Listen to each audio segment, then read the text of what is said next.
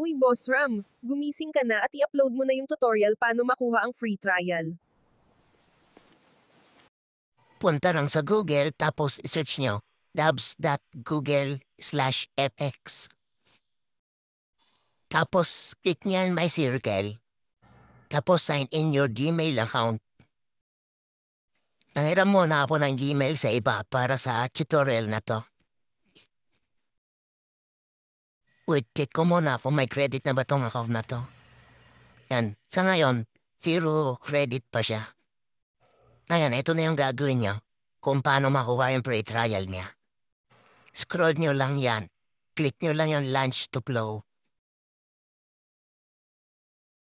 Tapos pag andito na kayo, pag lumabas yung subscribe, click nyo lang yon.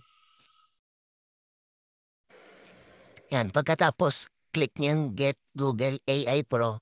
Yan sa ngayon, 0 pa lang siya, wala pa rin yung babayaran kahit piso.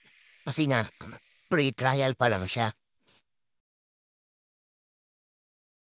Tapos click nyo yung agree.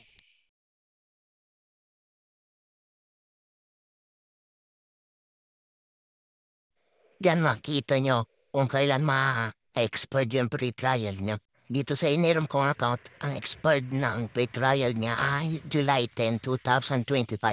Tapos ang ginamit kong payment method ay GCash. Yun lang kasi yung meron ako. Tapos pag all goods na, click nyo na yung subscribe. Tapos ayan, okay na. Waiting nyo na lang mag-loading. At lumabas yung check na logo.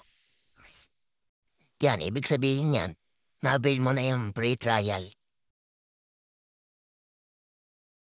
Tapos click mo na lang yung go to flow. Ngayon, check ko ulit kung may free credit na siya. Yan, nabas na yung 1,000 free credit. Pwede na kayong gumawa ng prompt sa ChatGPT tapos i-paste nyo dyan. Tandaan nyo lang 8 seconds lang. Tapos dapat yung setting. Bio 3 pass. Para may audio at ang sasalita yung prompt nyo. Siya hanggang dito na lang.